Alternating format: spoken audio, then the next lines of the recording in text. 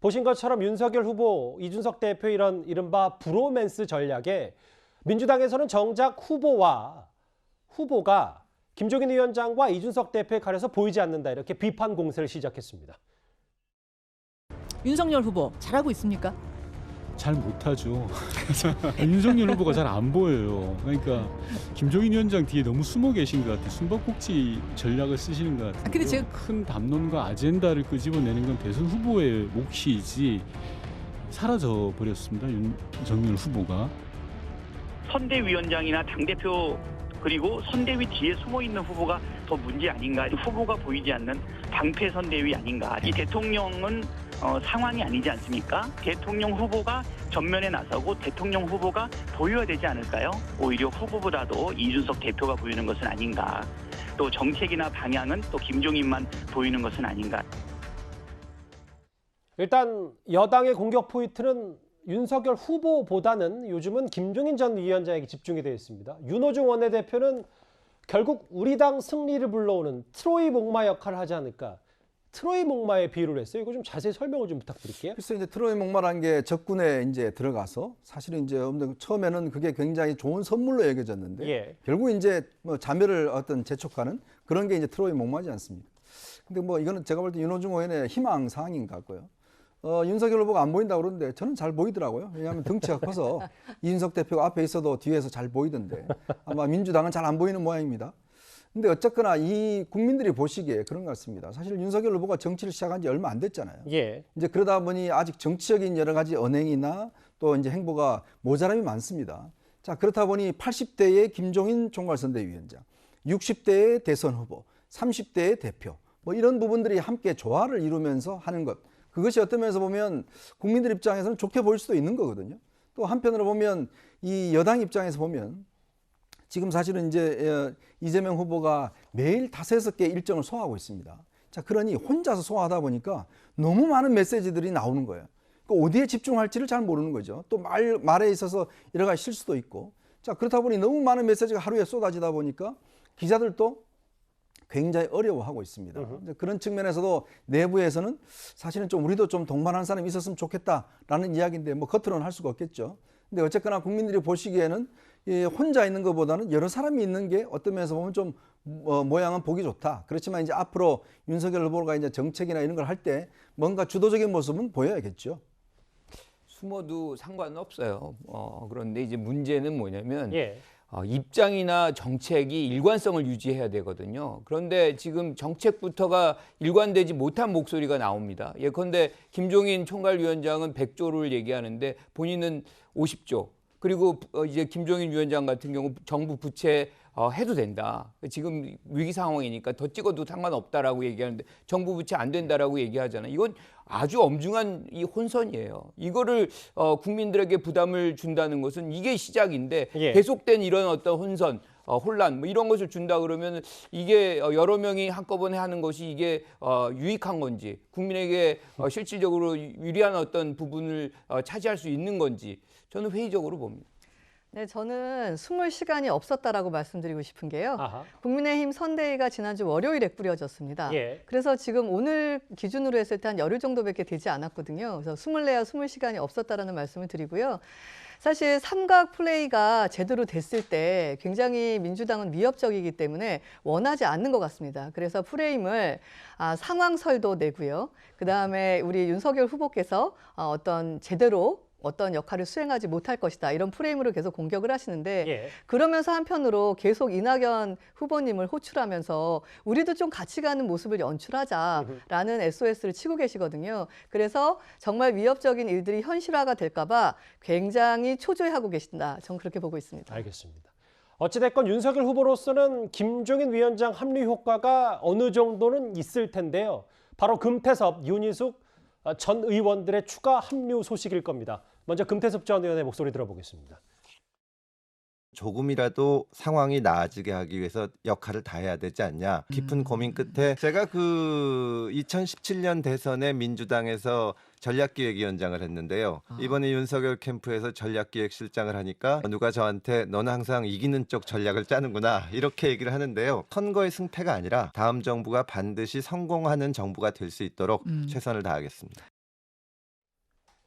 김종인 위원장 합류와 함께 금태섭 전 의원도 윤석열 선대에 합류를 했는데 민주당을 향해서 그 후로도 달라진 게 없다.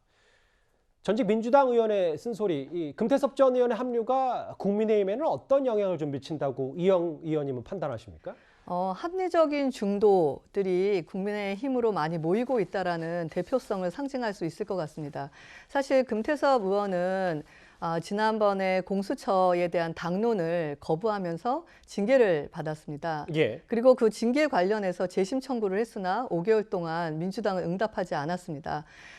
탈당을 하면서 단지 재심 청구가 받아들여져서가 아니라 김대중 대통령과 노무현 대통령이 지향했었던 민주적이고 수평적인 소통이 가능했던 그런 더불어민주당은 더 이상 사라졌다라는 얘기로 사실 탈당을 했었거든요. 예. 그래서 지금 보이는 저 탈당의 변을 올리면서 대선 후보의 공약에 반대 의견을 냈다라고 해서 당원에 그 당원 자격을 정지시키고 그다음에 비판적인 글이 많이 올린다고 홈페이지에 게시판을 폐쇄했습니다. 이런 식의 방식 그리고 계속 끊임없이 국민을 갈라치고 특정한 것들에 대해서만 강하게 주장을 하고 모든 그 의원들을 한 줄로 줄서기 하는 것이 여전히 변화가 없다라고 소신을 밝히고 있거든요. 예. 그래서 그런 부분에서 중도층에 많은 호응이 있을 거라고 하고요. 합류하기 전까지도 굉장히 중간적인 입장에서 비판의 목소리를 많이 냈었습니다. 예. 그럼에도 불구하고 반드시 윤석열 후보가 성공을 해서 새로운 대한민국을 만드는데 일조를 하는 것이 지금 본인이 선택할 것이다라고 얘기를 했기 때문에 그런 면에서 큰 힘이 될 거라고 생각합니다. 합리적 중도층의 합류다. 예. 금태섭 전 의원이 이제 과거에 탈당의 이유를 이제 발표했던 그 뭐 선언문이라 그럴까요? 예. 뭐 오늘 그거를 올렸다는 거죠. 그러면서 이제 변한 것이 없다라고 얘기를 합니다.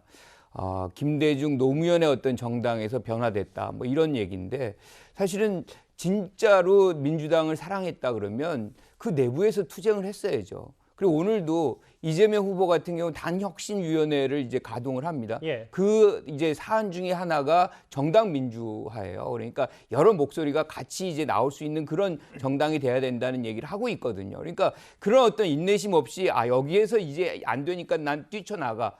이런 형국이거든요. 그리고 또 한 가지가 뭐냐면 사실 어떻게 보면 김종인 총괄 선대위원장과 상당히 교감이 오래전부터 있었던 분 아닙니까? 예. 그런데 마치 민주당이 모든 걸 잘못해서 떠난 것처럼 이렇게 얘기하는 것은 본인의 어떤 노력은 안 하고 뭔가 되기를 바라는 그런 형국 아닌가 이렇게 생각합니다. 예. 각기 다른 목소리를 좀 전해주셨어요. 금태섭 전 의원 말고도 사실 이재명 후보 공격에 선봉에 섰던 윤희숙 전 의원, 윤 전 의원도 윤석열 후보 선대위에 합류할 예정인 듯합니다. 특히 이재명 캠프의 선거대책위원장인 우원식 의원, 수행실장 김남국 의원, 이재명 캠프 남영희 대변인이 음해에 가장 앞장선 것은 무엇 때문입니까? 이 캠프 자체가 서로 머리를 맞대고 앉아서 더러운 모이나 하는 그런 캠프라는 것입니다. 이 꼭대기가 누굽니까? 캠프 우두머리 이재명 후보입니다. 제가 무혐의로 판결나면 이재명 후보 당신도 사퇴하고 정치를 떠나십시오. 왜 이런 시점에 국가 주도 성장이라든가 이런 얘기들이 왜 나오냐? 돈을 뿌리기 위해서 나오는 거죠. 돈을 왜 뿌려야 되냐? 기본적으로 성과 위주의 장기적인 전략, 경제 전략을 쓰지 않고 단기적으로 패거리 정치를 하기 위해서 그걸 가리기 위해서 단기적인 환심 정치를 하기 위해서 그렇습니다. 합류하냐 마냐 말들이 많았던 윤희숙 전 의원이 가칭 내일이 기대되는 대한민국 위원회 그 기능에서 뭔가 역할을 하기로 했다.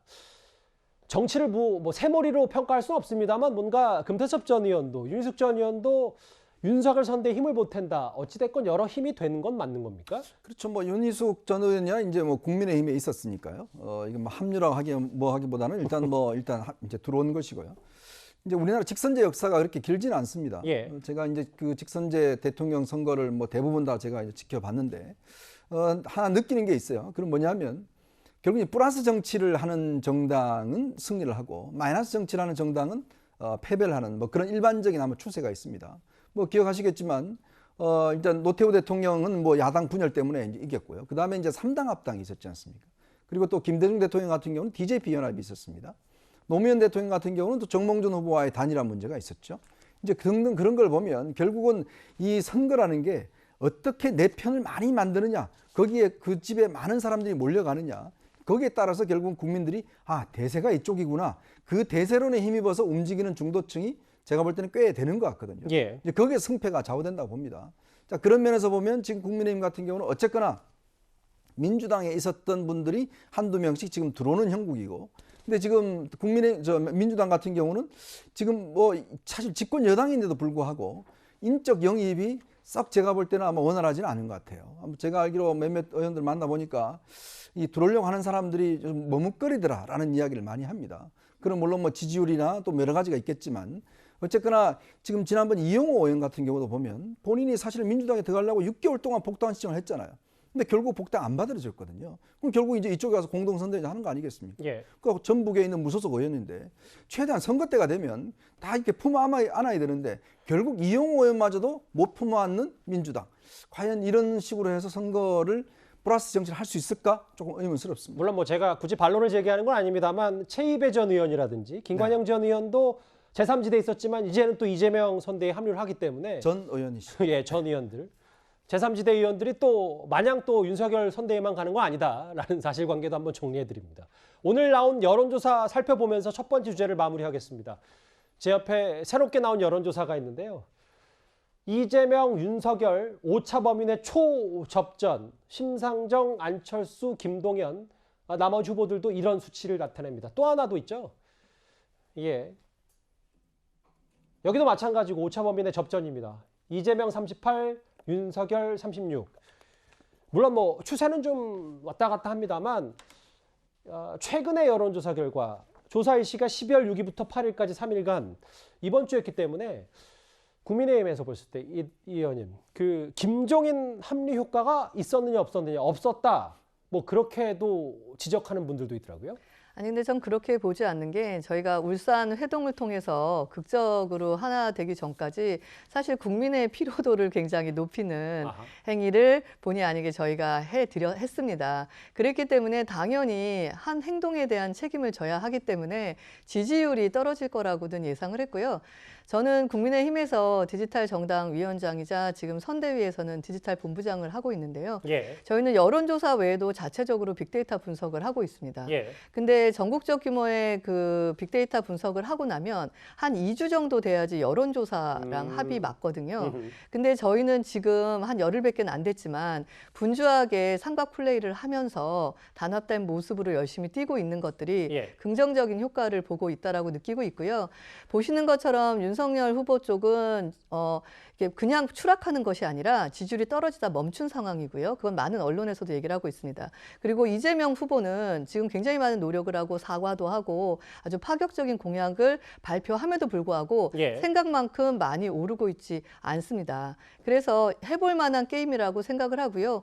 그동안 저희 국민의힘은 선대위가 너무 늦게 출범하면서 그렇죠. 예. 공약적인 면 미래 대한민국을 어떻게 정치 리더십을 발휘할 것인지에 대한 비전 제시를 확실히 못 해드렸습니다. 그래서 그런 부분에서 이 정도 부분은 해볼 만하다고 생각하고요.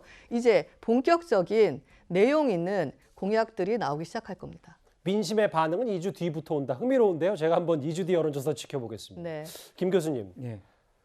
뭐 이제부터 시작인 듯한 여론조사들이 쏟아지고 있는데 뭐 아까 이영 의원님 말씀처럼 윤석열 후보의 지지율은 별로 부침이 없다. 뭐 이 얘기는 동일하십니까? 아니죠. 엄청나게 떨어진 거죠. 우리가 지금 컨벤션 효과를 제일 많이 받고 많게는 10몇 %의 차이를 보였던 게 한 2, 3주 전까지였거든요. 지금 상황에서 본다 그러면 완전히 일종의 리셋된 상황이거든요. 그래서 예. 다시 거의 동등한 수준에서 뭐 출발한다 이렇게 봐줘야 될 것 같고요. 아직 뭐 골든 크로스다라고 얘기하기는 어렵지만 일단은 이재명 후보는 이제 올라가는 추세인 것이고 윤석열 후보 같은 경우는 조금 이제 하락하는 추세이기 때문에 추세선에 따른다면 이재명 후보가 약간 유리하다. 그리고 또 한 가지가 지금 선거에서 가장 중요한 것이 중도, 호남, 그다음에 청년층인데 예. 지금 20대에서는 지금 이재명 후보가 앞서가는 이 지표가 나오기 시작했어요. 뭐 이런 건 좀 긍정적으로 이재명 후보에게 좀 지향을 할 수 있다. 뭐 이렇게 볼 수 있겠네요. 조금 전 국회에서 들려온 노재승 위원장의 전격적인 사퇴 소식과 여론조사 얘기까지 첫 번째 주제 한번 길게 정리를 해봤습니다. 이 주제 여기까지고요. 다음 주제 이제 속도를 좀 내보겠습니다.